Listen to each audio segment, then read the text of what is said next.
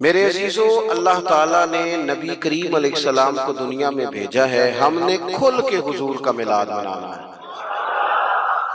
کھل کے حضور کی نعتیں پڑھنی ہے، کھل کے ذکر پاک کرنا ہے، حضور سے پیار کرنا ہے تو والہانہ کرنا ہے۔ لیکن ہم نے ایک بات کو اچھی طرح سمجھنا ہے کہ حضور کے آنے کے کچھ مقاصد بھی ہیں۔ آپ سارے کام والہانہ کریں، بڑی اچھی بات ہے، لیکن اگر اس مقصد مبارکہ کو نہیں سمجھتے جس کے لیے حضور تشریف لائے تو پھر اصل کام رہ جائے گا۔ اصل کام سب سے پہلے تو یہ سمجھ لیں کہ اللہ تعالیٰ نے قرآن مجید میں ایک مقام پہ یہ فرمایا ہے کہ میں نے محبوب کو بھیجا ہے وَدَاعِيًا إِلَى اللَّهِ، اللہ کی طرف دعوت دینے والا بنا کر، بِإِذْنِهِ، اس کے حکم کے ساتھ، وَسِرَاجًا مُنِيرًا، اور چمکتا ہوا آفتاب بنا کے بھیجا۔ اللہ کے پیارے رسول صلی اللہ تعالیٰ علیہ وسلم نے ہمیں بتایا ہے کہ خالق بھی اللہ ہے، مالک بھی اللہ ہے، رازق بھی، تو پھر عبادت کے لائق بھی اللہ ہی ہے۔ سجدہ سوائے اللہ کے کسی کے لیے جائز۔ اعلیٰ حضرت بریلوی رحمۃ اللہ علیہ سے کسی نے تعظیمی سجدے کا سوال پوچھا، عبادت کا سجدہ تو ویسے ہی کفر ہے، شرک ہے، تعظیم کے لیے سجدہ تو 40 کے قریب دلائل، 50 کے قریب دلائل کتاب و سنت سے دیے، 150 کے قریب حوالہ جات فقہاء اور محدثین سے دیے، اور اعلیٰ حضرت نے ایک پوری کتاب لکھ کے بتایا کہ سجدہ سوائے رب کے کسی اور کے لیے جائز نہیں۔ یہ جو عقیدہ ہے توحید و رسالت ہے نا، یہ بندے کو مضبوط کرتا ہے۔ قرآن مجید کی جتنی مکی صورتیں ہیں وہ عقیدے کی پختگی کی بات کرتی ہیں۔ پختہ عقیدہ ہو ہمارا، پختہ، جب ہمارا ذہن ہوگا نا رزق اللہ نے دینا ہے، پھر کوئی ناجائز ذریعہ نہیں اختیار کریں گے۔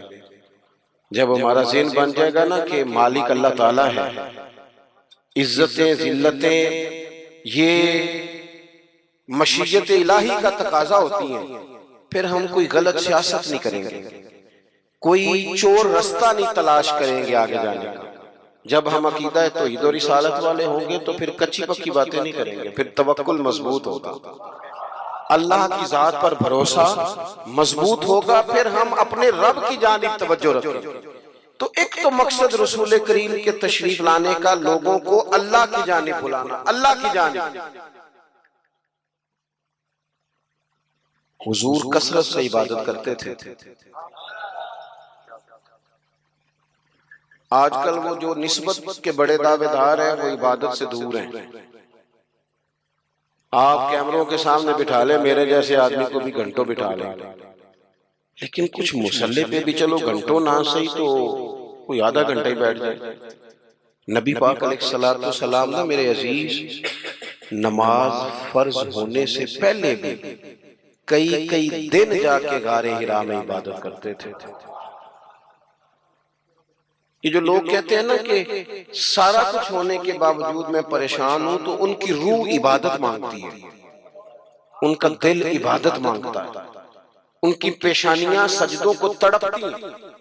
وہ جب تک اپنے آپ کو مصلی سے وابستہ نہیں کرتے سکون نہیں پا سکتے، کیونکہ کچھ ضروریات وجود کی ہیں، کھانا پینا سونا، کوئی ضروریات روح کی ہیں، اور جب تک ہم اپنے روحانی معاملات کو نہیں دیکھتے تب تک ہماری وہ سکون والی کیفیت نہیں ہوتی۔ ایک تو نبی کریم علیہ السلام نے ہمیں اسباق دیے ہیں کہ عبادت، ذکر، تلاوت، اس پر ہم خاص توجہ کریں۔ میں دیکھتا ہوں آج کل ہمارے ہاں اس بات کا چلن کم ہے۔ مثلا مجھے دعوت دینے والے دوستوں کی پیار سے محبت سے ایک بڑی تعداد ہے، آپ آ جائیں، آپ آ جائیں، بلکہ جس جگہ گئے ہوتے ہیں نا وہاں بھی کوئی 18-20 لوگ مل جاتے ہیں نئی دعوت دینے والے۔ میں اکثر کہتا ہوں یار جو پچھلے سال تقریر کر کے گیا تھا اس پہ عمل کر لیا سب نے۔ اللہ تعالیٰ کا فضل ہے یہ میرا روزگار نہیں کہ میں نے دوپہر کو بھی پیسے لینے ہیں تو شام کو بھی لینے ہیں، تو مجھے ذرا زیادہ جلسے مل جائیں گے تو دیہڑی اچھی ہو جائے گی۔ اللہ نے اس سے بے نیاز رکھا ہے۔ سوال یہ ہے کہ تقریروں کا، وعظوں کا، جلسوں کا مقصود بھی تو کچھ ہونا چاہیے نا۔ کیا مقصد ہے؟ روز 2 گھنٹے تقریر سنو اور عمل کب کرنا؟ دین کو عملاً. دین اسلام اس لیے نہیں آیا کہ اس پہ کھل کے مقالے لکھے جائیں، اس پر کھل کے تقریریں کی جائیں، ایک ایک کریں یہ کام بھی ضرورت کے لیے حرج نہیں، لیکن یہ تو عملی نفاذ کے لیے آیا نا. تو عملاً دین کی طرف رغبت کریں. میلاد شریف کے موقع پر ہمیں زیادہ جوش دکھانا چاہیے دین پہ عمل کرنے کا، اس لیے کہ حضور سید عالم علیہ السلام کی بعثت مبارکہ کے مقاصد بھی تو اجاگر ہو کے سامنے ہوتے ہیں کہ نہیں. دوسرا مقام قرآن مجید میں اللہ فرماتے ہیں وَمَا أَرْسَلْنَا مِن رَسُولٍ إِلَّا لِيُطَاعَ بِإِذْنِ اللَّهِ. دنیا میں ہم نے جتنے بھی رسول بھیجے وہ اس لیے بھیجے کہ ان کی اطاعت کی جائے. رسول دنیا میں اس لیے آتے ہیں کہ ان کے پیچھے چلا جائے، نقش قدم ان کا اپنایا جائے، ان کے رستوں کا بندہ مسافر بنے. رسول اطاعت کے لیے آتے ہیں، ان کی فرما برداری کی جائے. میں آپ سے عرض کروں گا کہ یہ محبتیں بڑی ضروری ہیں، یہ محبتیں ہوں گی تو عمل کا جذبہ پیدا ہوگا. لیکن ایک دوسرا پہلو بھی یاد رکھیے گا، رسول پاک آئے ہیں فرما برداری کے لیے. اگر فرما برداری نہیں کرتے، بات ہی نہیں مانتے، آپ جس سے بھی دعویٰ محبت کرتے ہیں وہ دلیل مانگتا ہے. تو حضور سے دعویٰ محبت ہے تو اس کی عملی صورتیں بھی تو ہونی چاہیے. ہر پیغمبر اس لیے آئے کہ ان کی فرما برداری کی جائے، اطاعت کی جائے. اور اگر کوئی میرے نبی پاک کی فرما برداری کرے پھر تو اس کا انداز ہی نرالا ہے. قُلْ إِن كُنْتُمْ تُحِبُّونَ اللَّهَ فَاتَّبِعُونِي يُحْبِبْكُمُ اللَّهُ. فرمایا محبوب ان سے فرما دیں اگر رب سے محبت کرنا چاہتے ہیں تو آپ کی غلامی کریں. ملے گا کیا؟ اللہ خود ان سے محبت فرمائے گا، خود ان سے محبت. صحابہ کرام کے اندر نا حضور سے پیار کا جذبہ بھی والہانہ تھا، والہانہ. نبی کریم کو آج کل کچھ لوگوں کو یہ بھی غلط فہمی ہوتی ہے نا کہ مروج دکھائیں، اس کا حکم ہے، حکم ہے یہ بھائی نہیں آپ یہ بتائیں. تو میں کہتا ہوں حضور نے حکم دیا تھا کسی صحابی کو کہ میں کلی کروں تو میرے منہ سے نکلا پانی چہرے پہ مال لینا؟ حکمن کہا تھا کسی کو کہ میرے ناک سے بلغم نکلے تو چہرے پہ مال لینے؟ کہا تھا. لیکن وہ ملتے تھے کہ نہیں ملتے تھے؟ والہانہ پن تھا، حضور کے ساتھ پیار، والہانہ شوق تھا. لیکن جس طرح پیار والہانہ کرتے تھے نا، والہانہ، اس طرح بات بھی والہانہ ہی مانتے تھے. بات بھی پیار ہم بھی والہانہ کرتے ہیں. ہمارے ہاں کہتے ہیں نعرہ لگاؤ، پھر زور سے لگاؤ، پھر دونوں ہاتھ کھڑے کر کے لگاؤ، پھر جناب اس طرح کر کے لگاؤ. یہ ساری باتیں ٹھیک ہیں، یہ والہانہ پن ہے، اچھی بات ہے. لیکن یہ بھی تو بتائیں کہ حضور کی بات بھی والہانہ مانتے ہیں. ہمارے ہاں لے تو اللہ ہے، گنجائش ہے، دیکھ لیں گے، کر لیں گے، شریعت کی رخصت پر عمل ہے. یہاں گنجائش مل گئی تو لے لو، یہاں مل گئی تو لے لو. صحابہ تو بات بھی والہانہ مانتے تھے. حضور جمعے کا خطبہ دے رہے ہیں، ایک شخص اٹھ کے کھڑے ہو گئے، اللہ کے محبوب نے فرمایا بیٹھ جاؤ. ایک صحابی اس کونے میں تھے ابھی مسجد کے قریب، ان کے کان میں آواز گئی بیٹھ جاؤ، وہ وہیں بیٹھ گئے. ایک اس کونے میں تھے. ہمیں واضح احکامات دین کے مل جائیں تو اس میں بھی گنجائش ہوتی. اس کونے میں تھے، کانوں میں آواز گئی بیٹھ جاؤ تو وہ وہیں بیٹھ گئے. اس کونے میں تھے، ایک ان کے کان میں آواز گئی وہیں بیٹھ گئے. اللہ کرے کہ آپ موبائل تھوڑے کم چلائیں اور میری بات زیادہ سنیں. دعا کیے آمین تو کہہ دینا، چلو دعا میں تو شامل ہو جائیں نا. اللہ تعالیٰ دعائیں تو کرنی چاہیے نا، اللہ قبول فرماتا ہے اپنے بندوں کی دعا. دوست، واضح حکم ملنے کے باوجود بھی لوگ، واضح احکامات کے باوجود بھی اس میں لوگ گفتگو کرتے ہیں، کل پرسوں ترسوں کا نام لیتے ہیں.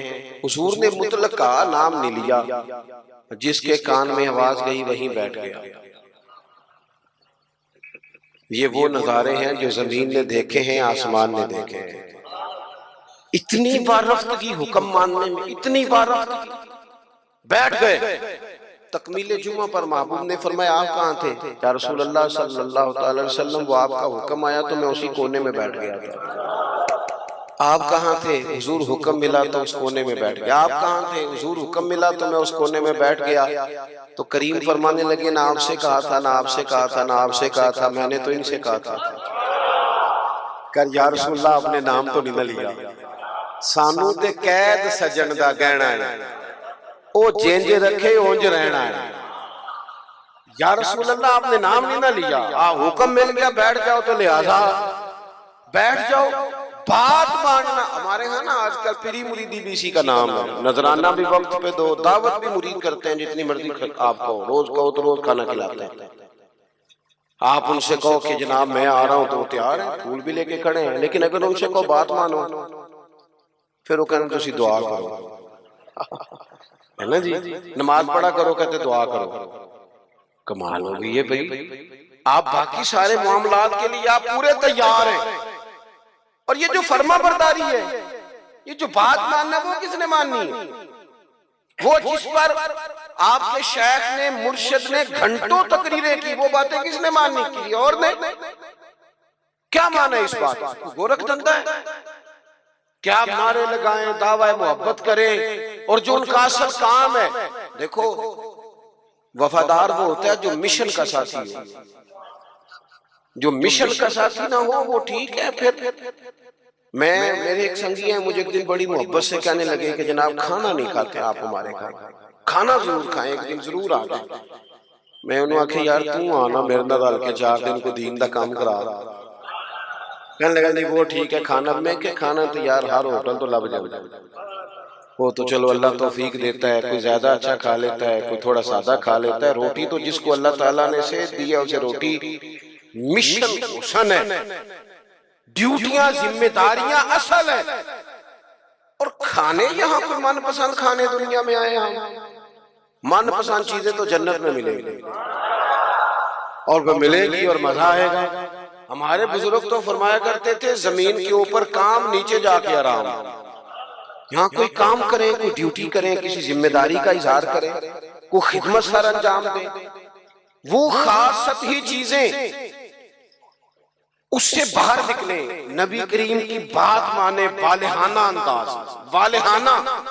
حضور علیہ السلام نے جس مشن کے لیے پتھر کھائے، جس مشن کے لیے حضور طائف گئے، جس مشن کے لیے حضور نے ہر دشمن کو معاف کر دیا کہ لوگ مسلمان ہو جائیں، دیندار ہو جائیں، امت اس مشن کے لیے کیا کام کرتی ہے، کیا ڈیوٹی کرتی ہے؟ کبھی دل میں تکلیف ہوئی ہے کہ آپ تجربہ کر لیں، سارے لوگ عید کی نماز پڑھنے بھی نہیں آتے،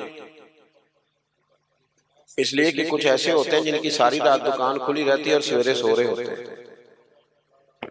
کچھ کہتے ہیں میں نے وعدے کیے ہوئے ہیں وہ میں نے پورے کرنے، عید کی نماز بھی سارے پڑھ لیں لیکن رش اتنا ہوتا ہے کہ مسجدیں چھوٹی پڑ جاتی ہیں۔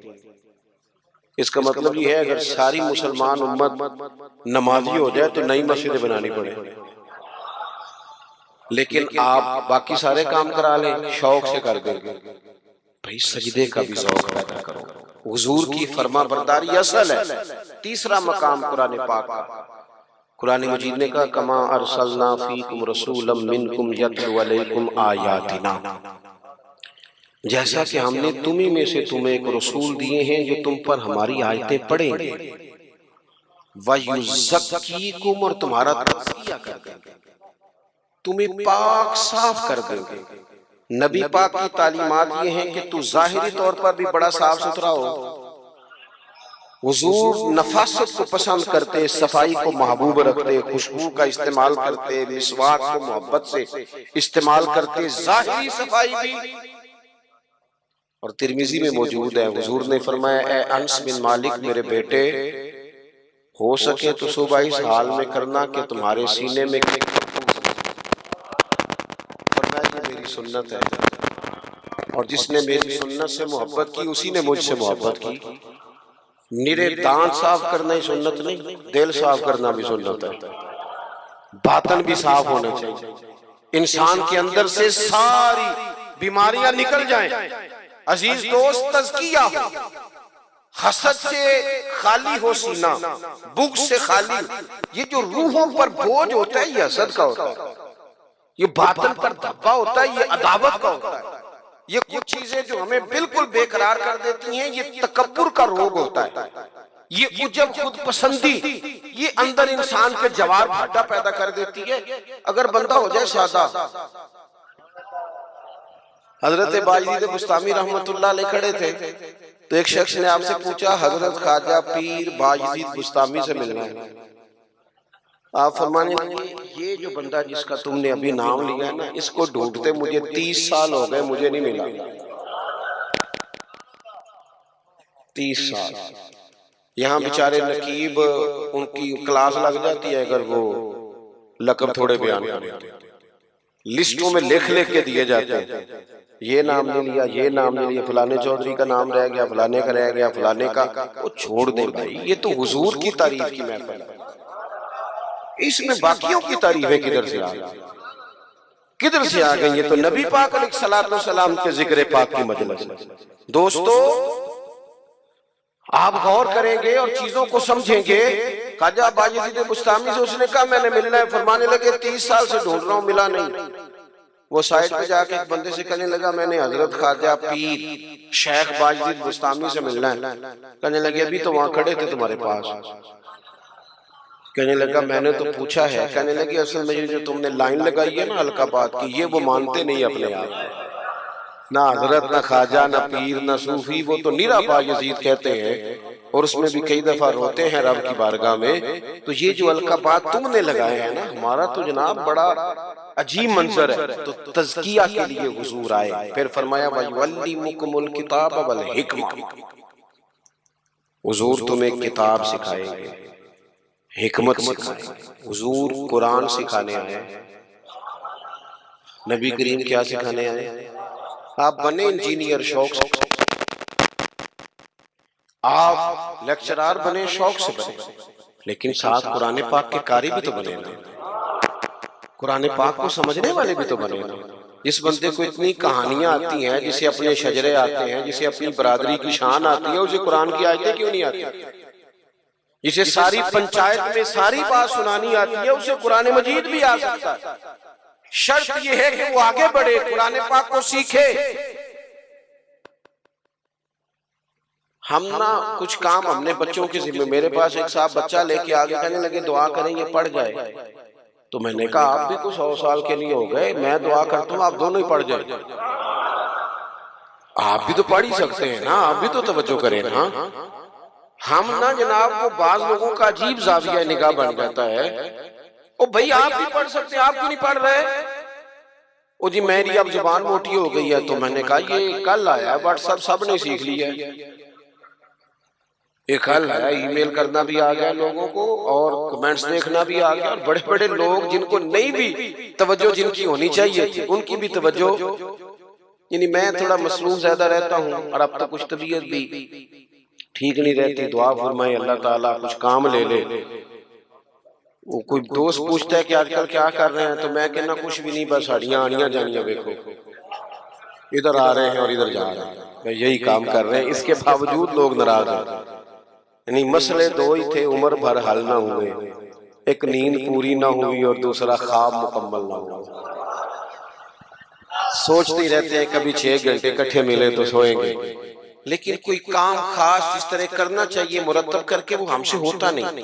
اللہ توفیق دے تو ہو جائے، لیکن میں ایک چیز محسوس کرتا ہوں شدت کے ساتھ، بڑی شدت کے ساتھ، کہ کچھ ایسی چیزوں کو لوگوں نے اوڑھ لیا ہے۔ مجھے زیادہ وقت نہیں ملتا تو کئی دوست پوچھ لیتے ہیں، بلکہ شاید ہر ہفتے ہی کوئی پوچھ لیتا ہے آپ سٹیٹس کہاں پہ لگاتے ہیں؟ میں کہ یار میں نے لانا نہیں ہوگا، لیکن وہ بس ایک ذہن بن گیا نا، اور ایسے لوگ جن کے بارے میں امید تھی کہ یہ سٹیٹس والے نہیں، یہ تسبیح والے ہیں، یہ اللہ اللہ کریں گے، ان کے ہاتھوں میں موبائل نظر آتا ہے، اور جو بھی چیز ہاتھ میں ہو وہ چلنے لگتی ہے۔ موبائل ہاتھ میں ہوگا تو چلے گا، اور اگر تسبیح ہوگی تو وہ بھی انشاءاللہ چلے گا۔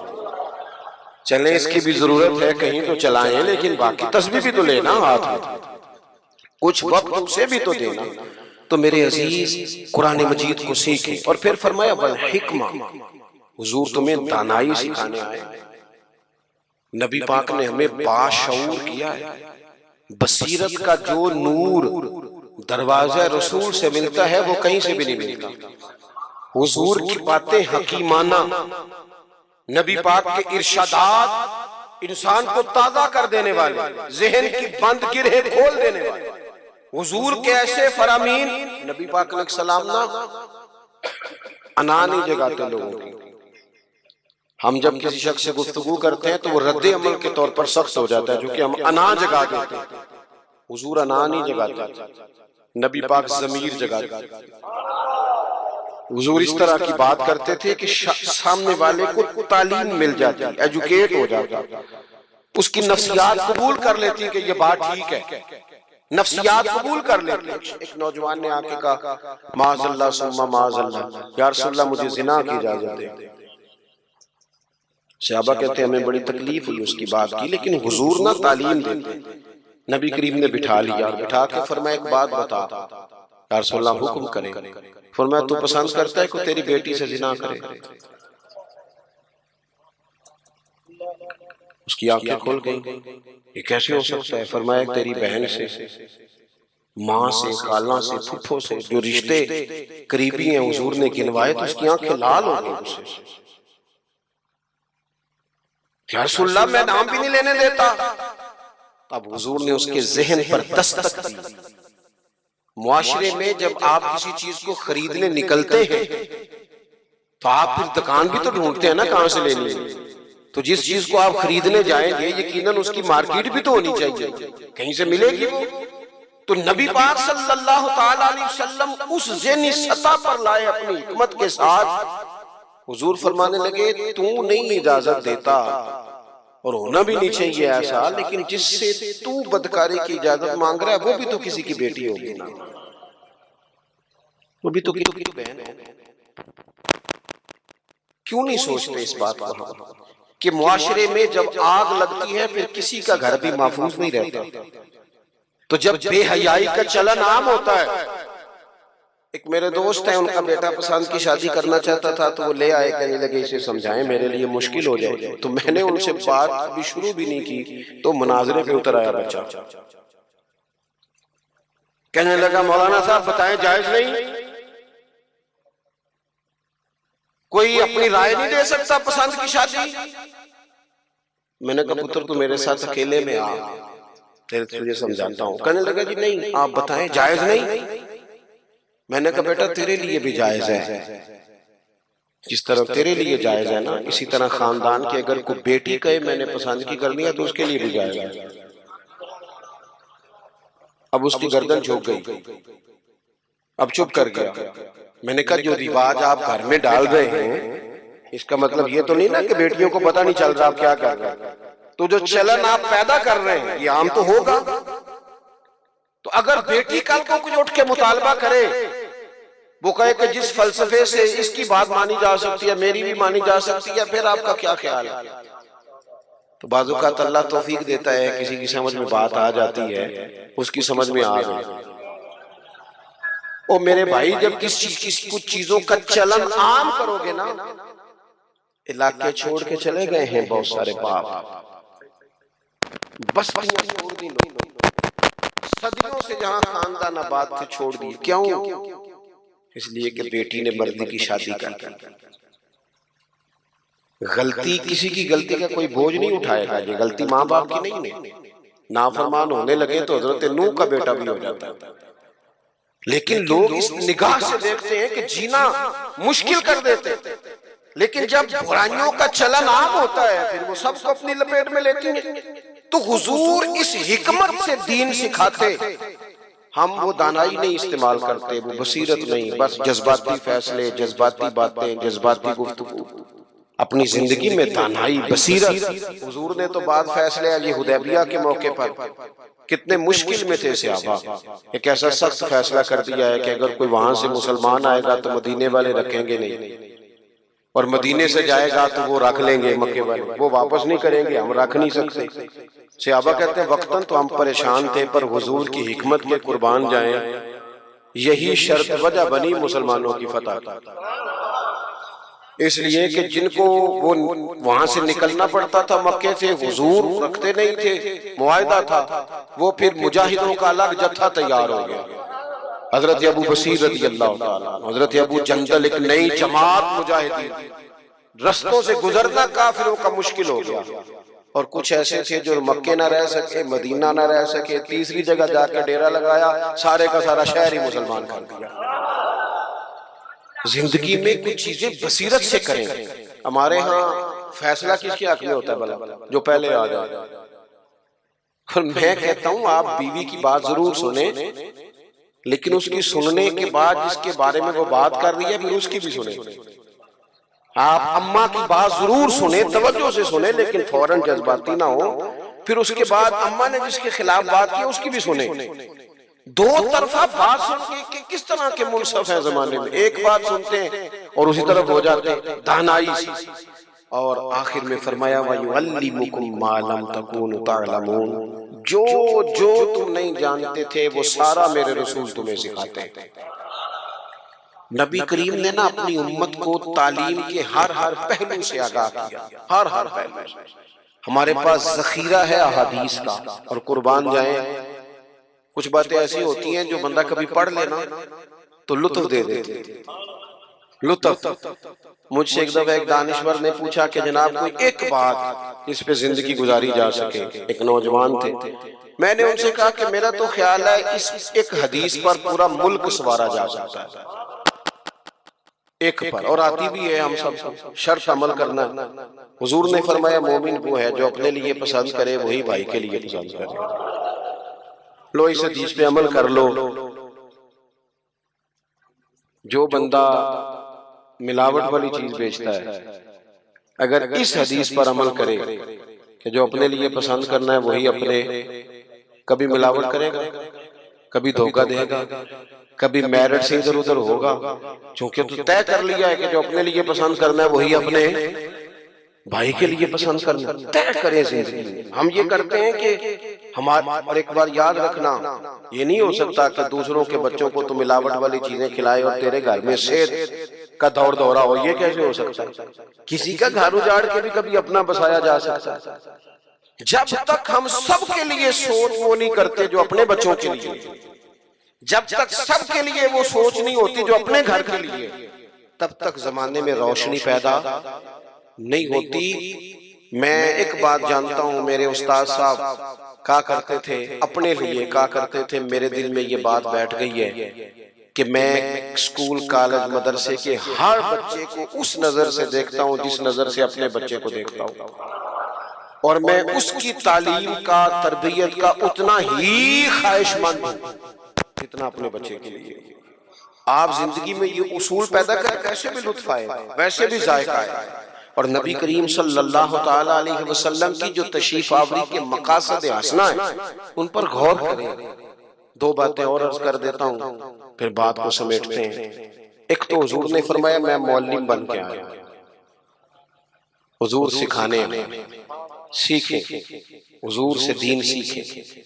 یہ جتنی تبلیغ امت میں آج ہو رہی ہے نا کتاب و سنت کی، یہ ساری حضور ہی کی تبلیغ ہے، اس لیے کہ حضور کی امت کے علماء جو صحیح معنوں میں مستند بات لے کے آتے ہیں وہ نبی پاک کا فرمان ہی آگے بیان کرتے ہیں، یہ وہی تبلیغ ہے۔ دوسری بات یہ ہے کہ حضور نے فرمایا میں مکارم اخلاق کی تکمیل کر کے آیا۔ حضور اخلاقی رواج پیدا کرنے آئے ہیں سوسائٹی میں، معاشرے میں۔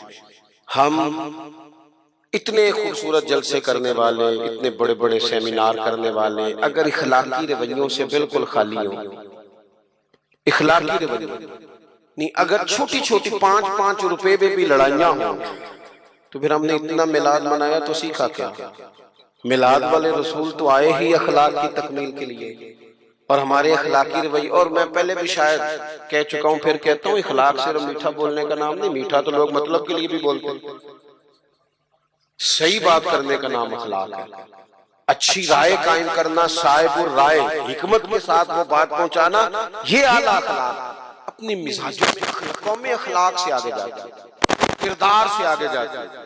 ہمارا جو کردار ہوتا ہے وہ زمانے میں پھیلتا ہے، ہمارے اٹھنے بیٹھنے سے لوگ اثر لیتے ہیں، لیکن ہمارا انداز اپنے لیے اور ہے، دوسرے کے لیے اپنے خرچے لا، اور ملازم اگر کہتا ہے نا مجھے ذرا ایڈوانس دے دیں میرا بل زیادہ آ گیا، تو اسے کہتے ہیں تو احتیاط کیوں نہیں کرتا؟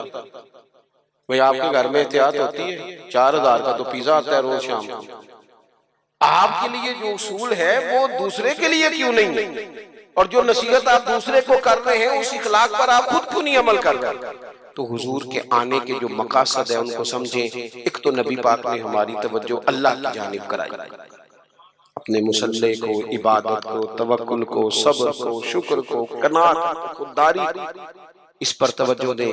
دوسرا حضور فرما برداری کے لیے آئے، نبی کریم کی ہم نے فرما برداری کر لی، غلامی کر لی۔ اور تیسرا حضور نے ہمارا تزکیہ کیا ہے، ہمیں سارے باطن کے میل کچیل دھو ڈالنے ہیں۔ آپ یہ کریں گے تو اپنے آپ کو ہلکا پھلکا محسوس کریں گے۔ محبوب تعلیم کتاب و حکمت کے لیے آئے ہیں، ہمیں خوب محبت سے قرآن پاک سیکھنا ہے، خوب محبت سے دانائی سیکھنی ہے، اس کے مطابق زندگی گزارنی ہے۔